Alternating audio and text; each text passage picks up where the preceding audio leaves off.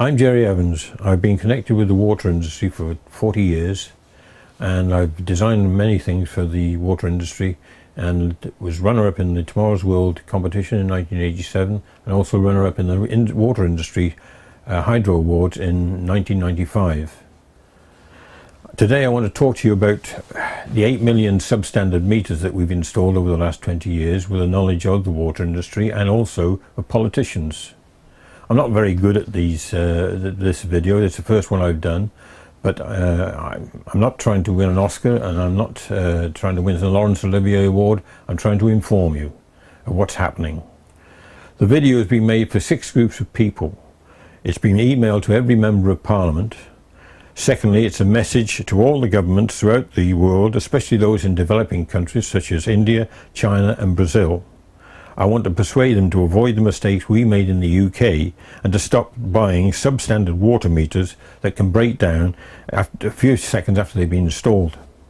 Thirdly, it is hoped that those who were in the industry and were made redundant a few years ago, knowing what they do about water meters, will speak out. Fourth on the list is the public, who are footing the bill. Fifth, to inform the meter company shareholders who are selling these substandard meters all over the world. Perhaps they'd like to stop selling them. Finally, at the end of this recording, I have a message to the many thousands of individual inventors in the UK that get no help with their inventions from the government, whichever party is in power. The water industry has had problems with metering since it began 20 years ago. Tens of thousands of meters have been breaking down and under recording due to small particles in the water. I offered designs that would have prevented this, but no one would listen. In fact, every time I showed them improved designs that solved the problem, the water companies would claim it's no longer a problem. It wasn't true. Recently I read on the internet that the situation is so bad now that water companies have a policy to replace their entire stock of domestic meters 2, 3 and 4 times in 20 years. I investigated this, and one water company confirmed they had a replacement program of every 12 years. In between that 12-year period, meters would still break down, so it wouldn't solve the problem. I've been informed that the water companies are afraid to complain about the performance of meters because the meter manufacturers would threaten to pull out of the UK. Does this mean that if China, India and Brazil or other developing countries complain about meter performance, would they pull out of these markets? If it's true, the world's water industry is being blackmailed by multinational meter manufacturers. What's happening in the world? Are we the puppets of multinational companies? Are they the new dictators, or is this a new democracy? Governments are supposed to stop this sort of thing, so why don't politicians do something about it? I strongly advise the governments of developing countries who are purchasing large quantities of water meters to ask for performance details of the domestic meters before buying them. Make manufacturers obey the rules, otherwise your country will have a much bigger problem than we have, especially in India, China and Brazil. A few months ago I designed my third and best solution to the problem of particulate matter. But suddenly, like a miracle, the problem has begun to evaporate again. This is nonsense. The truth is, so many substandard meters have been installed in the system, it has become an embarrassment to the water companies. They are on contract for hundreds of thousands more and installing thousands each week. They are afraid the public will find out. The main principle before any product is given approval by British, European or international standards is it must be fit for purpose. Not one of our 8 million domestic meters is fit for purpose. This clause in any standard should be legally binding. For example, if a meter company claims their meter is manufactured to EN 14154, it must be fit for purpose. If the manufacturer claims it is approved or quotes it in their literature, that should be legally binding. If the meter is not fit for purpose and claims to be to a British, European or international standard, that is fraud and a criminal act. The product must be withdrawn. All mechanical meters are affected by particles in the water supply. These particles get into the measuring chamber, causing it to stop or run slowly. This means that the meter is under-recording the water going through the meter. There are trillions of small particles in the water systems in the UK and across the world. The only way to prevent particles affecting the measuring chamber is to stop them getting into the chamber in the first place. Fit for purpose means that whatever product is being certified by standards authorities, it must work equally as well when used by the end user as it does on the manufacturer's test rig. The product must be designed and tested to work reliably in the same environment in which it will be used. That is not the case with water meters.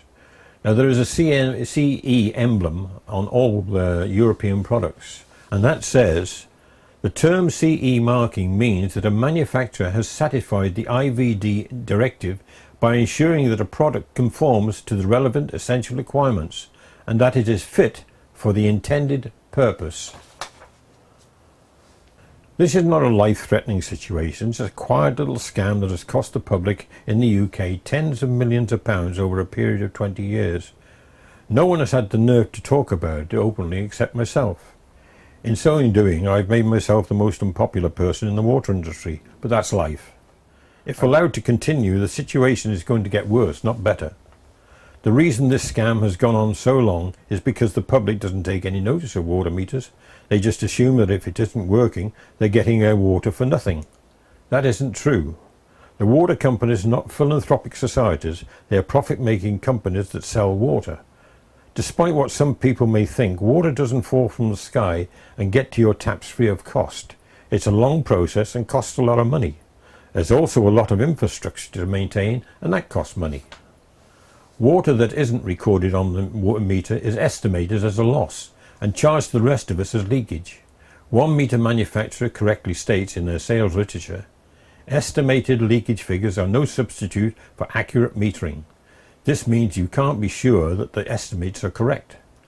Most people ignore their water meters because, unlike gas or electricity, no one can get hurt. The worst thing that can happen is someone may get wet, but people need to take more notice of their water meter. The present water meter is a poor design, and I have a better solution that solves the problem. It is a domestic meter that is the only one in the world that fully complies with British, European and ISO standards. It would allow meter manufacturers to give a 25-year guarantee that particulate matter will not affect the meters. It also has a facility to allow the periodic servicing of the meter in 3 minutes without interfering with the integrity of the meter. Semi-skilled operatives such as a meter reader can do it. This part of it will not be shown to you today, but my MP John Penrose has seen me do it and will confirm that it can be done, although he won't be able to tell you how I did it. That's confidential. I'm prepared to go before any independent engineering committee to allow them to compare the present meter designs against my design and publicly say which meter complies with the standard and which is fit for purpose. Either I am right or the industry is right. We can't both be right, so let's settle this matter in full public view, and one way or the other. This problem applies not only in this country, it applies all over the world. The reason is double standards are used in the manufacturing and testing of meters. Let me show you how a water meter works. This is a measuring chamber from a standard water meter. The water enters here, or an aperture at the back, and then as the water goes in, it turns this piston around. That then turns the little spindle on the top here, and this spindle has a magnet. And that magnet now has a corresponding magnet inside the counter, and this counter has gears inside it and a register on the front which tells you how much water you've used. The trouble with these pistons, if any particles get inside the chamber, it will cause a jamming up of the piston, as can be seen in this diagram. That will cause it to run slow, or it'll stop it completely. When meters are being tested, the water comes from a tank and then circulates through the test rig, as can be seen by this diagram. The water then returns into the tank. As the water enters the test rig, it goes through a 50 micron mesh filter. This removes all the particles that could damage the meters on test. When the meters have passed the test and certified, this protection is removed. The only protection the meter has is an inadequate strainer that has holes in it hundreds of times bigger than the 50 micron mesh used on the test rig. Everyone in the industry has known for years any particle over 100 microns would affect the measuring chamber, causing it to slow down or stop. When the domestic meters are manufactured, meter companies do not test the efficiency of the strainers in their meters to see if it provide adequate protection against particulate matter. I have a sample of 100 micron mesh here. There's about 100,000 holes in this sample. Any particle over the size of one hole in this sample would stop the meter or cause it to under-record. As you can see, there's a vast difference between the size of the holes in that than there is in the strainer that is used inside the meters. Firstly, I'll demonstrate that nothing harmful will pass through the 100 micron mesh.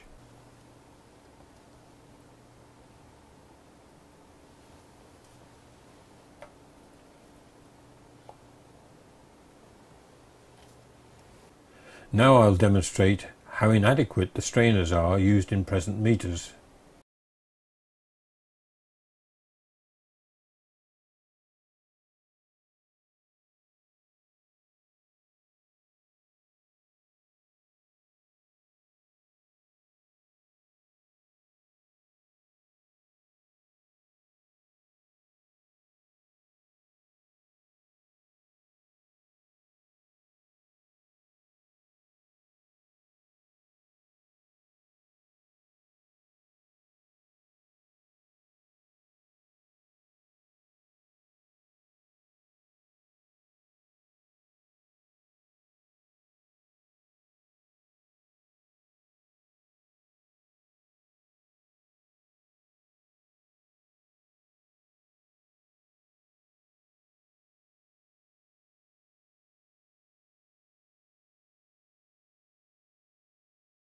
When the meter is on test, these useless strainers play no part in the test.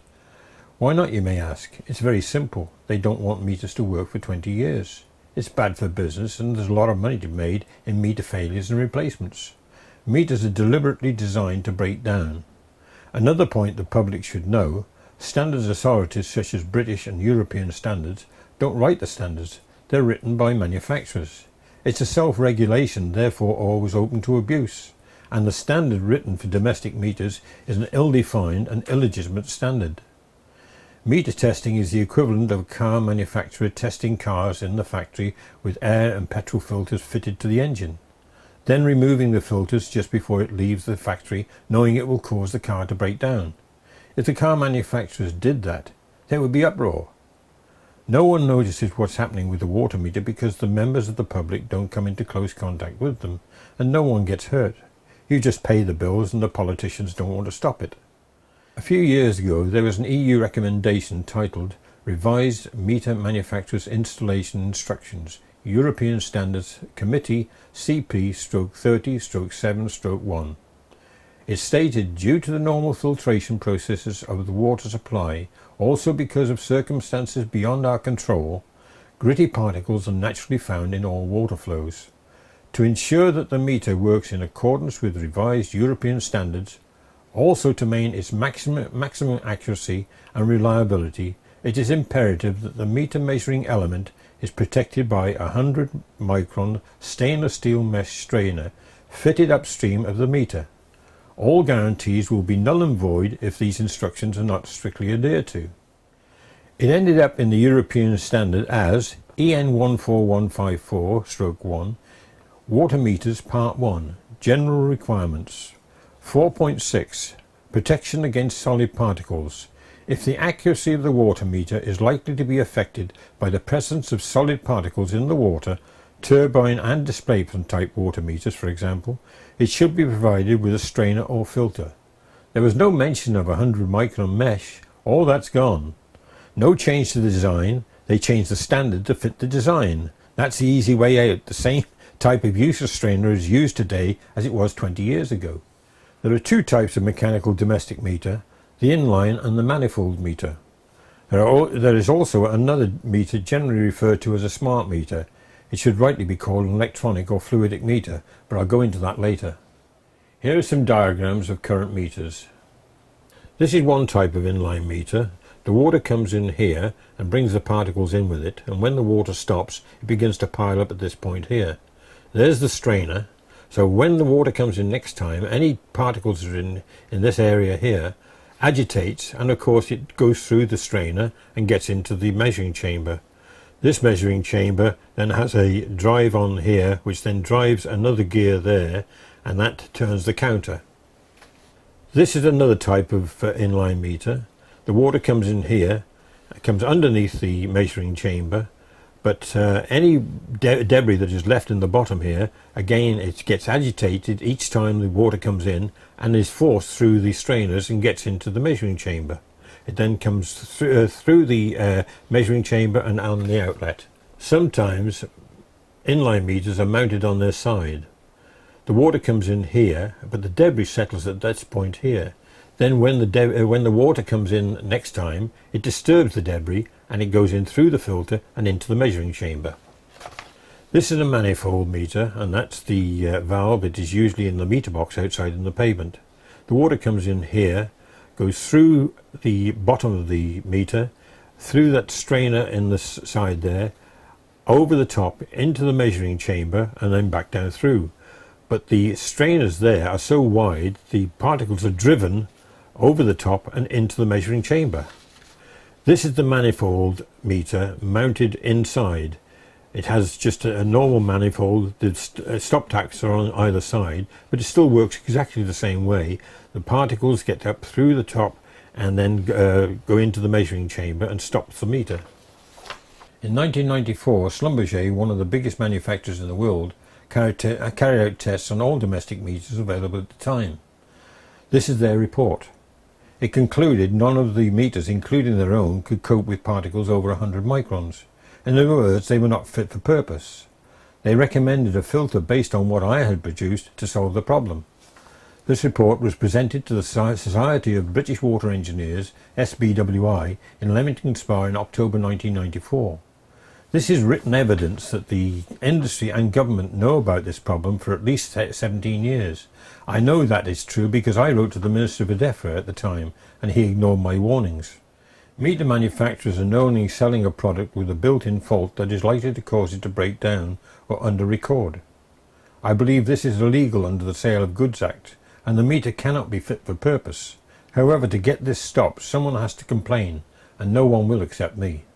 On screen now is a diagram of my version of the Schlumberger test rig. The difference between their test rig and mine is they use a 450 litre tank of water and they put in 500 grams, half a kilo of grit in the water. This amount of grit was used based on years of experience, having seen the amount of debris in meters that have been in service.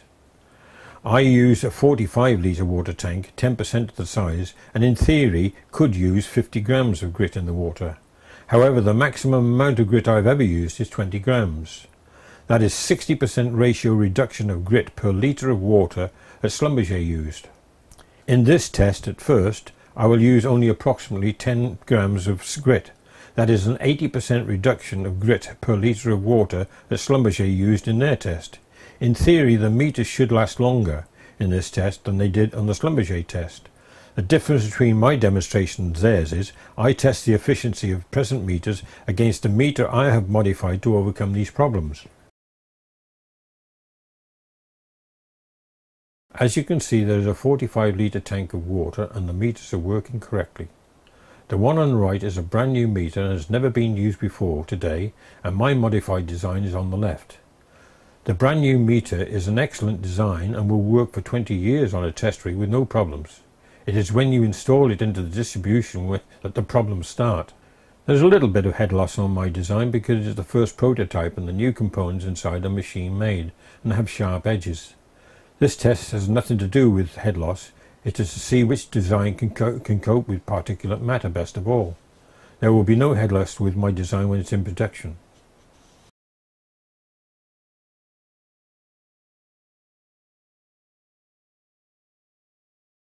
Now I will put in approximately 10 grams of grit into the water and using the stick stir it all up. I've been told I'm very good at stirring things up. Keep your eyes on the meters and see which one stops first and how long it takes before it breaks down when I stir up the water.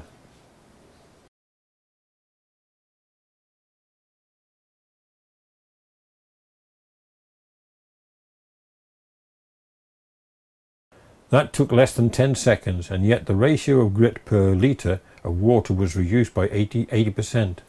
The grit was divided between 2 meters and I didn't have control over which way it went. You will also see that most of the sand is still at the bottom of the tank.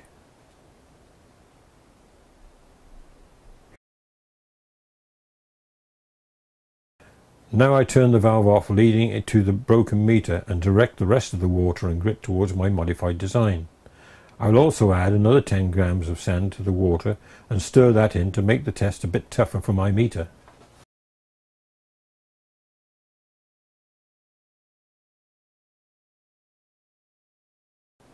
Now you can see all the grit has gone into my meter, but it's kept working. My meter is fit for purpose, the other one isn't. My design works and the other one doesn't.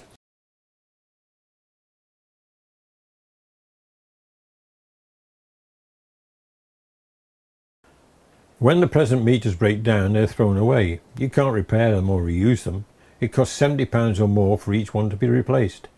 If the meter has an automatic readout system, AMR system, the total replacement could be over £100. 8 million meters are already installed and should be replaced, and it will cost £500 million. If the whole country, 28 million properties, were metered and we replaced all of them every 12 years, as one company intends to do, this would cost approximately £1.96 billion every 12 years, adding over £160 million per annum to water bills. I'm trying to stop these extra costs being imposed on the public, but it's up to the public to decide whether to back me or not.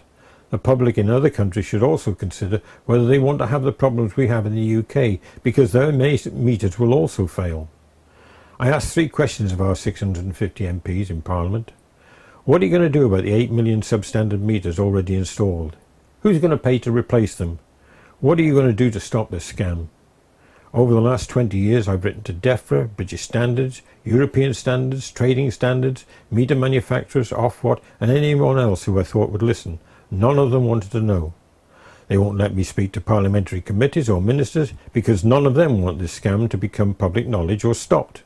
All the government departments have passed the buck from one department to another for the last 17 years. Not one department is interested in having meters work accurately to cut the costs, and they should be.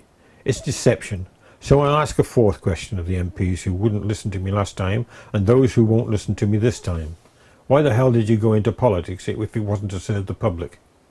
I recently wrote to the Minister for DEFRA, who oversees the water industry and its regulations, pointing out the losses being added to the water bills, and was told to go to BISS. More passing the buck. This illustrates how ignorant and arrogant these people are. They still haven't learned anything from the last 4 years when the public tore them apart. They don't have a clue about the departments they are running and refuse to face up to their responsibilities. You cannot have a well-run water industry properly regulated if you don't know how much water the public are using. Water is becoming critical all over the world due to population increase, including this country, and less than half of 1% of the water on this planet is potable water. Look at this chart. I don't want the British, European or ISO meter standards to be changed, but I do believe it is the government's responsibility to legislate to ensure that meter manufacturers comply with the regulations. Manufacturers should guarantee their meters are fit for purpose and work as efficiently when installed as they do on their test rigs. If they don't, there is no point installing them. If no one abides by the rules, there's no point having European or ISO standards. If MPs claim they didn't know what was going on before they saw this video, they know now. I have sent out 986 emails to them direct and to their constituency offices. They are all involved and responsible to their constituents for what happens next. We have a water metering system that has cost the public approximately £1 billion so far, and not one water company knows how many of their meters are working correctly or if they're working at all at any one time. It has taken 20 years to get this far, and you lot in Parliament have ignored all the warnings long enough. My advice to all the governments of developing countries, especially China, India and Brazil, who are buying water meters in large quantities, don't make the same mistakes we have in the UK. Make sure that the meters you install can cope with the particulate matter you will inevitably have in your water supply. Make sure that your meters are serviceable without interfering with the integrity of the meter. To make sure that they are all aware of my claims, I will be writing to every ambassador I can think of, advising them to look at this video. All mechanical products require maintenance if you're to get good service from them, even something as basic as a wheelbarrow. The domestic water meter is no exception. None of the mechanical domestic volumetric water meters are fit for purpose and cannot be serviced regularly. As the present meters stop or under register, they have to be thrown away. Therefore, don't buy them, and then you won't have the problem. Make sure if you install them that the meter manufacturers guarantee they will work as efficiently with particulate matter in the water as they do on their test rigs. Make them demonstrate it to your experts before you buy them. Approximately 18 years ago, an electronic or fluidic meter was introduced to the market. It didn't catch on in the UK and was quite rightly rejected by the House of Lords Water Management Committee in 2006. Hopefully my objection helped to get it rejected. The public should be wary of the designs because they are less accurate and twice as expensive as mechanical meters. The inaccuracy can be up to 70% at low flow, and if the water is leaking at only 7.5 litres per hour, they won't register at all. They also fail for other reasons, and this could mean more estimated leakage figures. They were introduced into the market because they are unaffected by particles in the water. What they don't inform the public is they pass all the particles from the distribution system into the customer's water system, because there's no strainer in them, and these particles could damage the householders' domestic appliances and central heating systems. My latest design, if it ever gets produced, uses a 50 micron mesh filter, giving a better quality of water, and allows a 25-year guarantee that meters are unaffected by particles. We could have accurate mechanical water meter at a much lower cost than electronic meters. A good low-cost mechanical meter will outperform an electronic meter anytime. Just because the smart meter literature claims it is high-tech, it doesn't mean to say it's better. High-tech doesn't necessarily mean progress. I'm a lone voice shouting about this scam. Hopefully some of the developing countries will take action to stop meter failures in their country, even if they won't listen in the UK. I sincerely believe that it will save your country hundreds of millions of pounds over the years and improve the quality of your water. Some people will accuse me of complaining because I want to make money out of this new concept because the market is worth £1 billion per annum. I hope those who watch this video will understand there is more to it than that. There is a problem, and I believe I have a low-cost solution. It would be nice to make some money out of it, but there isn't a snowball's chance of me in hell of me doing so. The metering companies have a monopoly. I will not be too popular with them for exposing the faults in their designs and their corrupt practices, or with our government departments for proving they are equally corrupt. For me to set up in competition with them would cost millions, and there would be no help from the UK government, whichever party was in power. They have their noses stuck up the backsides of multinationals so far you can't see their bootlaces. That's why the multinationals fund our political parties. The suggestion from DEFRA Minister to contact BISS for start-up money is idiotic and ludicrous, and she knows it. This is all about regulating the industry. If I could develop the design, water companies would only allow me to submit a tender if I had a full range of meters, and that would cost hundreds of millions. That illustrates the pressure put on them by meter manufacturers. The last time I tried to introduce one of my products to the industry, I know that one of the meter companies threatened the water companies. They told them, if you use his design, we will not be prepared to repair your distribution meters, and we will not supply you with spare parts. So they have total control over the industry.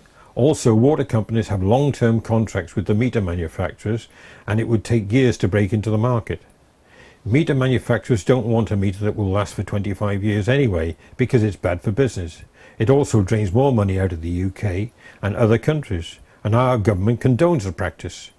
Most will not even sign a confidentiality agreement, and having seen the design they will either copy it or infringe the patents, and they will tell me to fight them in the courts. That is very expensive and unaffordable, especially if you are fighting companies overseas, and my pension doesn't quite stretch to that sort of expense. So you're left with trying to license to a company who will probably try to cheat you anyway if you ask for money. They will have all their patent agents working overtime to find a way around your patent, or deliberately say they have found an alternative and then tell you to fight them in the courts. Another alternative would be to get the patents off you and then shelve the idea, telling you it didn't work. There is no protection for individual inventors or designers. The government offers no assistance and don't care what happens to them or their designs. That is one reason why we've become a third world country. There seems to be a mental blockage with the management of multinational companies. They look upon the inventor as the enemy. It's more important for the management to get rid of him so they can put their own stamp on the product rather than working with the inventor to make sure it's right. There is also a lot of envy involved because they think the inventor may make some money out of it, and that sticks in their throat more than anything. It's jealousy. They are also annoyed because their own staff should have thought of the idea in the first place. We are not the enemy. If they treat inventors with respect, should the inventor come up with another design, having been treated well, they would get the first crack at it. This would help them to keep their people employed. So I will give some advice to UK inventors, designers who think they have an idea that has world potential.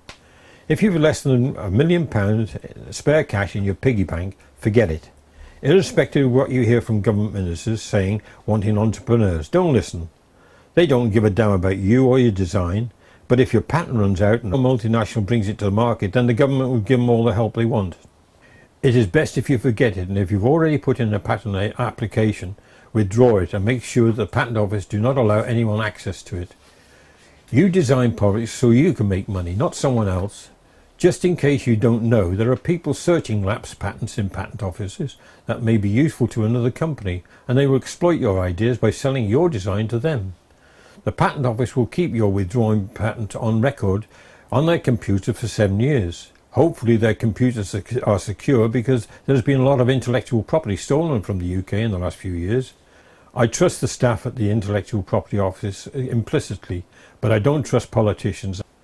I have decided that if no European company wants to cooperate with me on my design by January the 31st, 2012, I will try to give it to, including the patents, to a Chinese company. I won't ask them for any money, but if they want to give me some, I will accept it. The Chinese are trying to break into the European market, and hopefully this design will help them to compete with the European manufacturers, and that will give me a lot of pleasure. I would look upon it as a repayment for their idiotic attitude over the last 20 years. The Chinese have the money to tackle the European and world metering companies head on. I believe within a few years with my design they could make a big impact on the market fairly quickly. I would work tirelessly to assist this to happen. If I am right, this will cost British and European jobs, but don't blame me. If a reputable European meter manufacturer wishes to work with me on this new design under a confidentiality agreement, they can contact me. I won't do it unless they sign a confidentiality agreement. Thank you for listening.